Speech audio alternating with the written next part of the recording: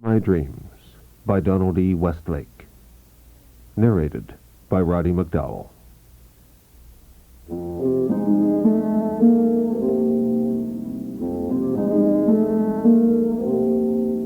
Yesterday, I bought a gun. I'm very confused. I don't know what to do. I've always been a mild and shy young man, quiet and conservative and polite. I've been employed for the last 5 years, since at 19 I left college because of lack of funds, at the shirt counter of Willis and DeKalb, men's clothiers, stores in principal cities. And I would say that I've been generally content with my lot. Although recently I have been finding the new manager, Mr. Miller, somewhat abrasive, not to overstate the matter. The work itself has always been agreeable, and I've continued to look forward to a quiet lifetime in the same employment. I've never been much of a dreamer, neither by day nor by night. Reveries, daydreams, these are products of vaulting ambition or vaulting desire, of both of which I have remained for the most part gratefully free. And though science assures us that some part of every night's sleep is spent in the manufacture of dreams, mine must normally be gentle and innocuous, even dull, as I rarely remember them in the morning. I would date the beginning of the change in my life from the moment of the retirement of old Mr. Munson from his post as manager of our local Willis and DeKalb store, and his prompt replacement by Mr. Miller, a stranger from the Akron branch. Mr. Miller is a hearty man, cheeks and nose all red with ruddy health, handshake painfully firm, voice roaring, laugh aggressive. Not yet 35, he moves and speaks with the authority and self-confidence of a man much older, and he makes no secret that someday he intends to be president of the entire chain. Our little store is merely a stopover for him, another rung upward on the ladder of his success. His first day in the store, he came to me ebullient and overpowering and supremely positive. He asked my opinion, he discussed business and geography and entertainment, he offered me a cigarette, he thumped my shoulder. Well, we'll get along, Ronald, he told me. Just keep moving those shirts. Yes, Mr. Miller. Yeah, and let me have an inventory list by style and size tomorrow morning. Sir? Any time before noon, he said carelessly, and laughed and thumped my shoulder. We'll have a great team here, Ronald, a first-rate team. 2 nights later, I dreamed for the first time of Delia. I went to bed as usual at 11:40 after the news on Channel 6. I switched out the light, went to sleep, and in utter simplicity and clarity, the dream began. In it, I was driving my automobile on Western Avenue, out from the center of town. It was all thoroughly realistic. The day, the traffic, the used car lots along Western Avenue, all gleaming in the spring sun. My 6-year-old Plymouth was pulling just a little to the right, exactly as it does in real life. I knew I was dreaming, but at the same time, it was very pleasant to be in my car on Western Avenue on such a lovely spring day. A scream startled me, and my foot trod reflexively on the brake pedal. Nearby, on the sidewalk, a man and a girl were struggling together. He was trying to wrest a package from her, but she was resisting, clutching the package tight with both arms around it, and again screaming. The package was wrapped in brown paper and was about the size and shape of a suit carton from Willis and DeKalb. And I want to emphasize that everything was very realistic, down to the smallest detail. There were none of the abrupt shifts in time or space or viewpoint normally associated with dreams. No impossibilities or absurdities. There was no one else on the sidewalk nearby, and I acted almost without thinking. Braking my Plymouth at the curb, I leaped out, ran around the car, and began to grapple with the girl's attacker. He was wearing brown corduroy trousers and a black leather jacket, and he needed a shave. His breath was bad. "Leave her alone," I shouted, while the girl continued to scream. The mugger had to give up his grip on the package in order to deal with me. He pushed me away, and I staggered ineffectively backward, just as I would do in real life, while the girl kicked him repeatedly repeatedly in the shins. As soon as I regained my balance, I rushed forward again, and now he decided he'd had enough. He turned tail and ran down Western Avenue and through a used car lot, and so out of sight. The girl, breathing hard, still clutching the package to her breast, turned to smile gratefully on me and say, "So how can I ever thank you? What a beautiful girl. The most beautiful girl I have ever seen, before or since. Auburn hair and lovely features, deep, clear hazel eyes, slender wrists, with every delicate bird-like bone outlined beneath the tender skin. She wore a blue and white spring dress and casual white shoes. Silver teardrops graced her graceful ears. She gazed at me with her melting, warm, companionable eyes, and she smiled at me with lips that murmured to be kissed. And she said to me, "How can I ever thank you?" in a voice as dulcet as honey. And there the dream ended, in extreme close-up on my Delia's face. I awoke the next morning in a state of euphoria. The dream was still vivid in my mind in every detail, and, most particularly, I remembered the look of her sweet face at the end. That face stayed with me throughout the day, a day which otherwise might have only been bitter. As it was, on that day, Mr. Miller gave the 2-week notice to my friend and co-worker, Gregory Shoestrill of the stockroom. I shared, of course, the employees' general indignation that such an old and loyal worker had been so summarily dismissed. But for me, the outrage was tempered by the continuing memory of last night's wonderful dream. I never anticipated for a second that I would ever see my dream girl again, but that night she returned to me, and my astonishment was only matched by my delight. I went to bed at my usual hour, fell asleep, and the dream began.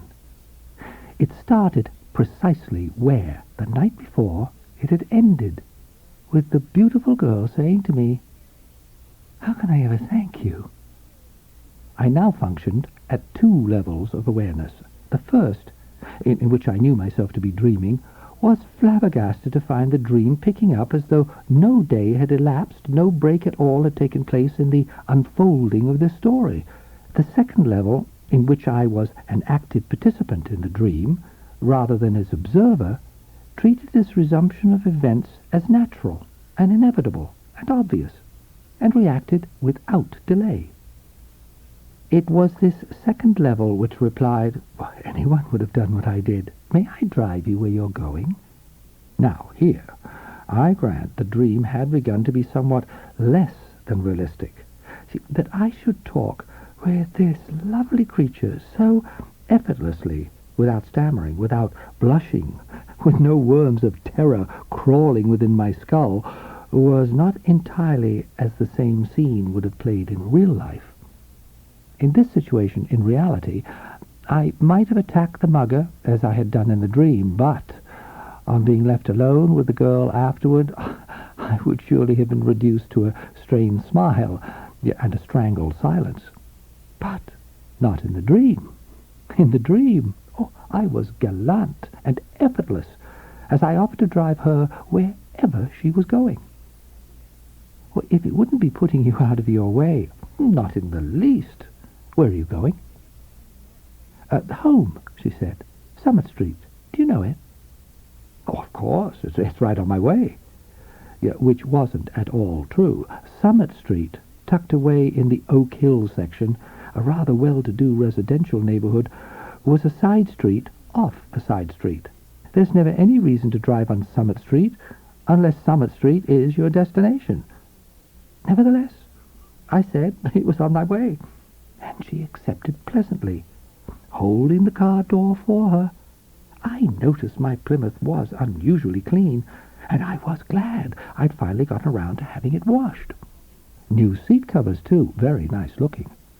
I couldn't remember having bought them, but I was pleased I had. Once we were driving together along Western Avenue, I introduced myself. "My name's Ronald Grady." "Delia," she told me, smiling again. "Delia Wright." "Hello, Delia Wright." Her smile broadened. "Hello, Ronald Grady." She reached out and, for just a second, touched her fingers to my right wrist. After that, the dream continued in the most naturalistic manner, the two of us chatting about one thing and the other, the schools we'd attended, and how odd it was that we'd never met before. When we reached Summer Street, she pointed out her house, and I stopped at the curb. She said, "Won't you come in for a cup of coffee? I'd like you to meet my mother." "Oh, I really can't now," I told her, smiling regretfully. "But if you're doing nothing tonight, could I take you to dinner and a movie?" "I'd like that." So would I. Our eyes met, and the moment seemed to deepen. And there, the dream stopped. I awoke next morning with a pleasant warm sensation on my right wrist, and I knew it was because Delia had touched me there. I ate a heartier breakfast than usual, startled my mother. I've continued to live at home with my mother and an older sister, seeing no point in the additional expense of a place of my own. Startled my mother, I say, by singing rather loudly as I dressed, and went off to work in as sunny a mood as could be imagined, which Mr. Miller, a few hours later, succeeded in shattering. Well, I admit I returned late from lunch. The people at the auto store had assured me they could install the new seat covers in 15 minutes, but it actually took them over half an hour. Still, it was the first time in 5 years I had ever been late, and Mr. Miller's sarcasm and abuse seemed to me, under the circumstances, excessive. He carried on for nearly half an hour, and, in fact, continued to make reference to the incident for the next 2 weeks. Still, my hurt and outrage at Mr. Miller's attitude were not so great as they might have been had I not had that spot of warmth on my wrist to remind me of Delia.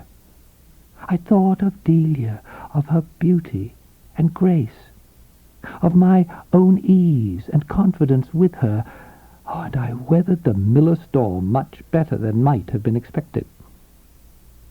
That night, I hardly watched the 11 o'clock news at all. I stayed till it ended, only because any change in my habits would have produced a string of irrelevant questions from my mother. But as soon as the newscaster had bid me good night, I headed directly for my own bed and sleep and Delia. I had been afraid to hope the dream would continue into a third night, but it did. It did. And most delightfully so. This time the dream skipped. It jumped over all those dull, meaningless hours when I was not with Delia, those hours as stale and empty as the real world, and it began tonight with me back at Summit Street, promptly at 7, and Delia opening her front door to greet me. Again, the dream was utterly realistic.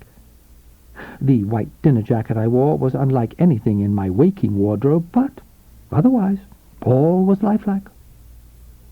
In tonight's dream, we went to dinner together at Astoldi's, an expensive Italian restaurant which I had attended in day life only once, at the testimonial dinner for Mr. Rand Munson when he retired from Willis and DeKalb. But tonight I behaved and felt, which is equally important, as though I dined at Astoldi's twice a week. The dream ended as we were leaving the restaurant after dinner on our way to the theatre. The next day and the days that followed passed in a slow and velvet haze. I no longer cared about Mr. Miller's endless abrasiveness. I bought a white dinner jacket, though in day life I had no use for it. Later on, after a dream segment in which I wore a dark blue ascot, I bought 3 such ascots and hung them in my closet. The dream, meanwhile, went on without a break, never skipping a night. It omitted all periods of time when I was not with my Delia. But those times spent with her were presented entirely and chronologically, and with great realism. There were, of course, small exceptions to the realism. My ease with Delia, for instance, and the fact that my Plymouth grew steadily younger night by night, and soon stopped pulling to the right. That first date with Delia was followed by a second, and a third. We went dancing together. We went swimming together. We went for rides on a lake, in her cousin's cabin cruiser, and for drives in the mountain in her own Porsche convertible. I kissed her, and her lips were indescribably sweet. I saw her in all lights and under all conditions, diving from a tacketa longboard into a jade-green swimming pool, and framed for one heartbeat in silhouette against the pale blue sky, dancing in a white ball gown low across her tan breasts and trailing the floor behind her, kneeling in the garden behind her house, dressed in shorts and a sleeveless pale green blouse, wearing gardening gloves and holding a trowel, laughing with dirt smudged on her nose and cheek, driving her white Porsche, her auburn hair blowing in the wind, her eyes bright with joy and laughter. The dream became to me much finer than reality. Oh, much, much finer. And in the dream there was no haste, no hurry, no fear. Delia and I were in love. We were lovers, though we had not yet actually lived together. I was calm and confident, slow and sure, feeling no frantic need to possess my Delia now. Now I knew the time would come, and in that tender moments I could see in her eyes that she also knew, and that she was not afraid. Slowly we learned one another. We kissed. I held her tight. My arm encircled her slender waist. I touched her breasts, and one moonlit night, on a deserted beach, I stroked her lovely legs. Ah, how I loved my Delia, and how I needed her. How necessary an antidote she was to the increasing bitterness of my days. It was Mr. Miller, of course, who disrupted my days as thoroughly as Delia soothed and sweetened my nights. Our store was soon unrecognizable, most of the older employees gone, new people and new methods everywhere. I believe I was kept on only because I was such a silent, enduring victim for Mr. Miller's sarcasm, his nasal voice and his twisted smile and his bitter eyes. He was in such a starved hurry for the presidency of the firm, he was so frantic to capture Willis and DeKalb, that it forced him to excesses beyond belief. But I was, if not totally immune, at least relatively safe from the psychological blows of Mr. Miller's manner. The joyful calm of the dream carried me through all but the very worst of the days in the store. Another development was that I found myself more self-assured with other people in day life. Women customers, and even the fashionably attractive and the newly hired women employees were beginning to make it clear that they found me not entirely without interest. It goes without saying that I remained faithful to my Delia, but it was nevertheless pleasurable to realize that a real-world social life was available to me, should I ever want it. Not that I could visualize myself ever being less than fully satisfied with Delia. But then it all began to change. Slowly. Very, very slowly. So that I don't know for how long the tide had already ebbed before I first became aware. In my Delia's eyes. I first saw it in her eyes, where before they had been warm, bottomless pools. Now they seemed flat and cold and opaque. I no longer saw in them the candour and beauty of before. Also, from time to time, I would catch a pensive frown on her face, a solemn thoughtfulness. "What is it?" I would ask her. "Tell me." "Whatever I can do, it's nothing," she would insist. "Really, darling, there's nothing at all," and kiss me on the cheek. In this same period, while matters were unexpectedly worsening in the dream, a slow improvement had begun in the store. All the employees to be fired were now gone, all the new employees in and used to their jobs, all the new routines worked with and grown accustomed to. Mr. Miller seemed also to be growing accustomed to his new job and the new store. Less and less was he taking out his viciousness and insecurity on me. He had, in fact, taken to avoiding me for days at a time, as though beginning to feel ashamed of his earlier harshness. Which was fine, but irrelevant. I mean, what was my waking time, after all, but the necessary adjunct to my dream? It was the dream that mattered. And the dream was not going well. Oh, not going well at all. It was, in fact, getting worse. Delia began to break dates with me, and to make excuses when I asked her for dates.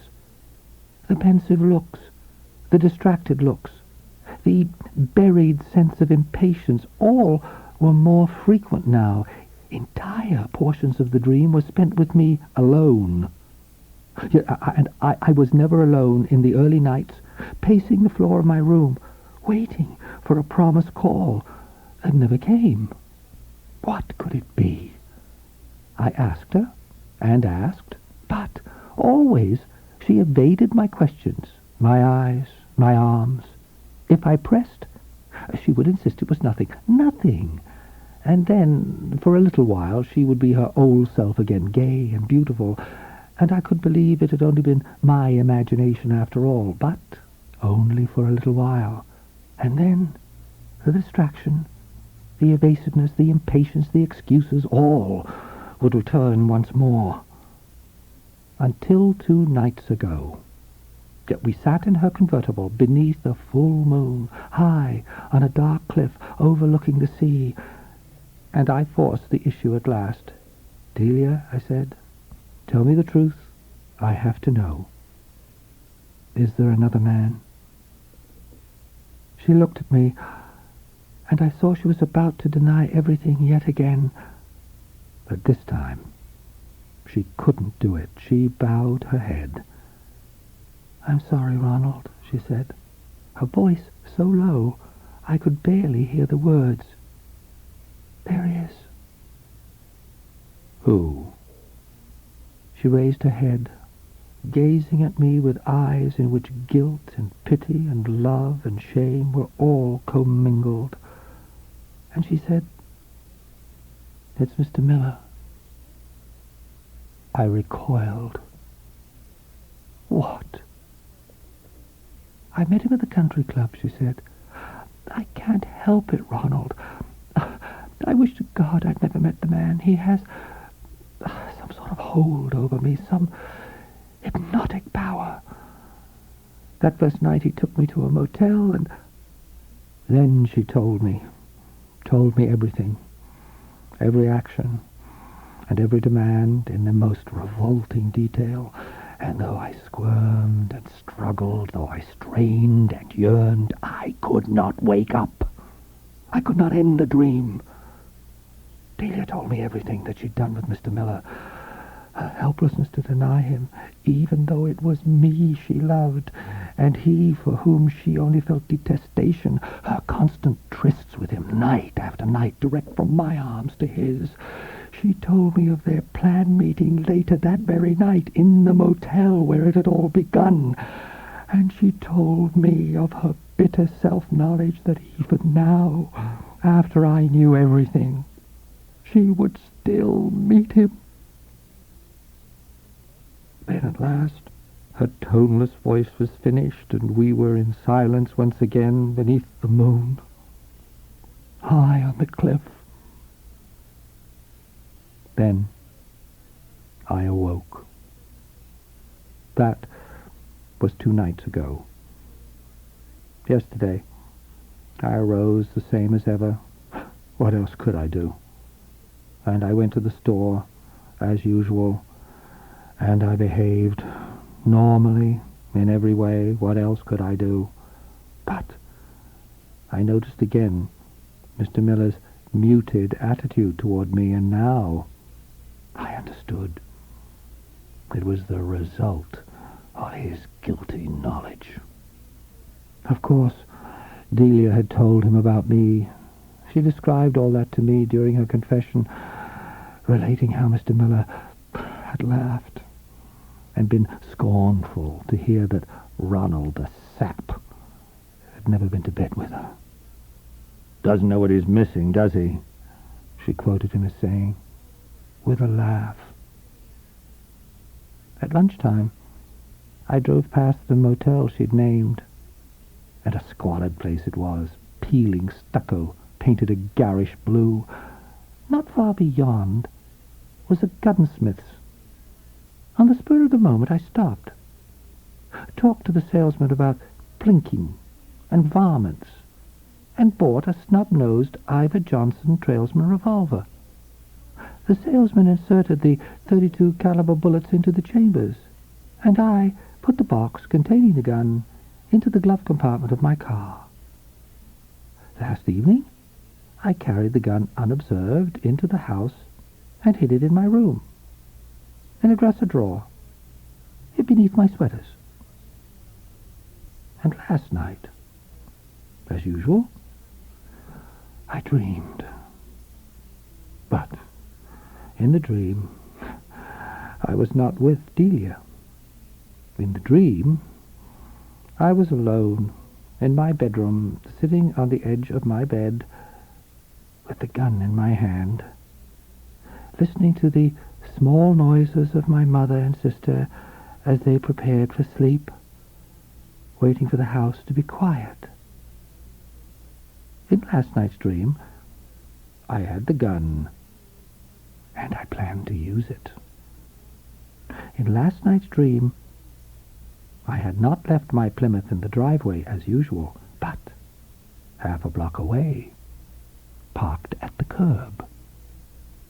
In last night's dream, I was waiting only for my mother and sister to be safely asleep, when I intended to creep silently from the house, hurry down the sidewalk to my Plymouth, drive to that motel, and enter room 7. It's always room 7. Delia told me.